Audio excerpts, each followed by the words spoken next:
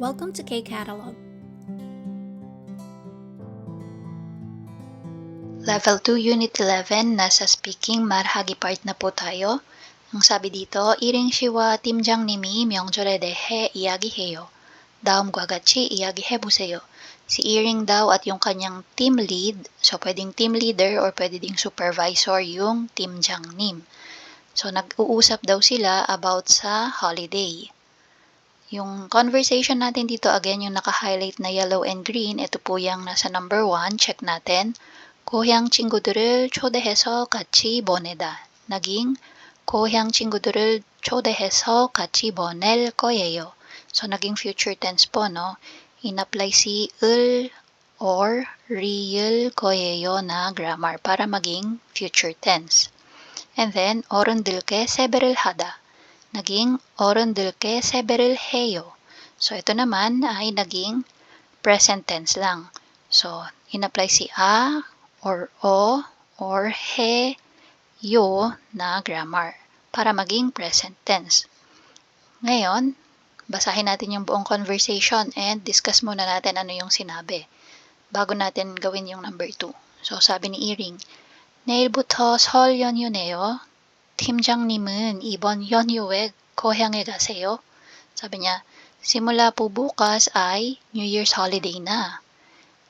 TL, di ba usually tawag natin sa team leader pag pinaikse TL, sabi niya, TL, itong holiday po, uuwi ba kayo or pupunta ba kayo sa inyong probinsya? Sagot si TL, 네, 내일 아침 일찍 출발할 거예요. 이ring 씨는 어떻게 보낼 거예요? Sabi niya, yes, bukas ng morning maaga akong babiyahe. Ikaw, Iring, paano mo i-spend ang holiday?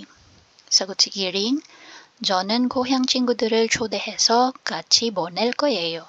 Sabi niya, ay ako po, in-invite ko po yung aking mga kababayan.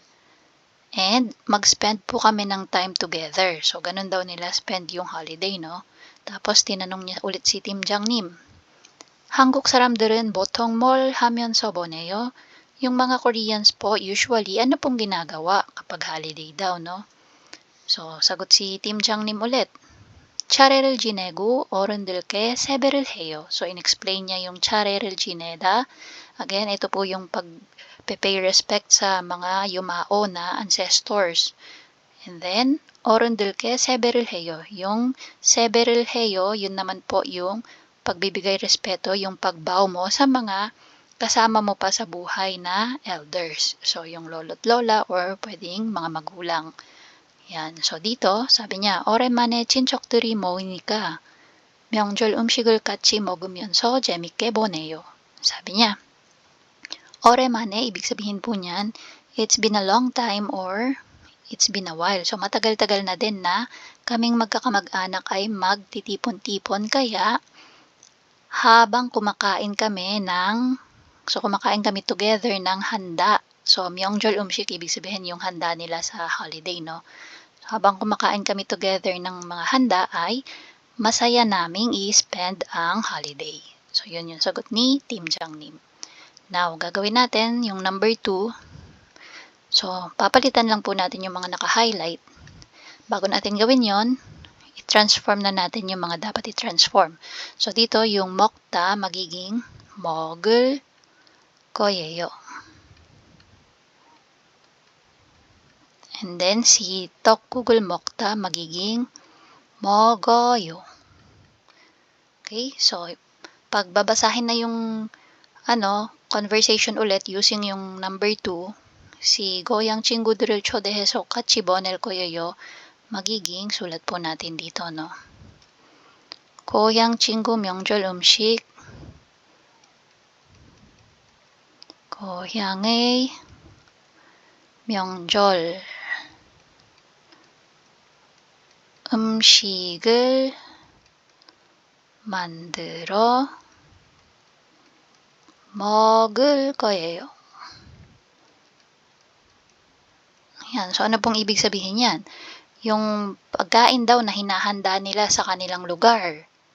Okay? So, kung taga saan man si Iring, kung ano yung hinahanda nila kapag holiday, yun daw yung kanyang gagawin at kakainin. Yun po yung ibig sabihin nito. Next, yung 어른들께서 해비를 해요 magiging 떡국을 먹어요.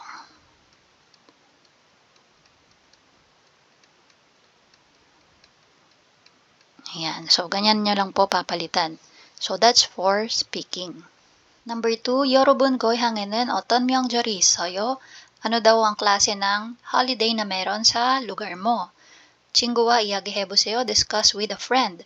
So, dito, sa Pilipinas sa atin, di ba, meron din tayong Pasko, meron tayong bagong taon. Dahil meron ng bagong taon sa Korea, ang magandang maging topic dito is yung Paskong Pinoy. So, we can use Christmas sa topic natin.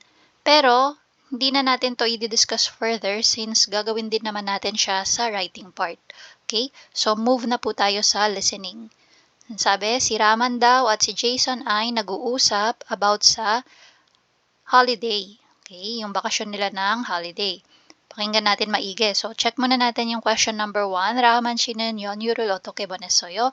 Paano daw in-spend ni Raman yung kanyang holiday vacation? Tapos, si Jason naman daw sa number 2, pipiliin natin kung ano yung kanyang hindi ginawa during the holiday. So, number 1, Hanong Maule 갔어요. Pakinggan natin if nagpunta ba siya sa Hanong Maul or hindi. 송편을 만들었어요. Kung gumawa ba siya ng 송편. 한복을 입어봤어요. Kung tinry ba niyang magsuot ng hanbok at 고향 음식을 만들었어요. Kung gumawa siya ng pagkain ng kanilang lugar. Okay, so si Jason is taga US, 'di ba? So, kung gumawa ba siya ng mga western food, ganyan. So, pakinggan po natin. 듣기. 라우만 씨와 제이슨 씨가 명절 연휴 이야기를 해요. 잘 듣고 답해보세요. 라우만 씨, 연휴 잘 보냈어요? 네, 저는 고향 친구들하고 같이 모여서 고향 음식을 만들어서 먹었어요. 제이슨 씨는요? 저는 동료들하고 한옥마을에 가서 재미있게 보냈어요. 한옥마을요? 거기 가서 뭐 했어요? 한복도 입어보고 송편 만들기 체험이 있어서 송편도 만들어 봤어요. 한국 전통 놀이도 하고요. 와, 정말 재미있었겠네요. Ayan. So, sige. Dito muna tayo sa number 1. Kanina ang sabi ni Raman, 고향 친구들하고 모여서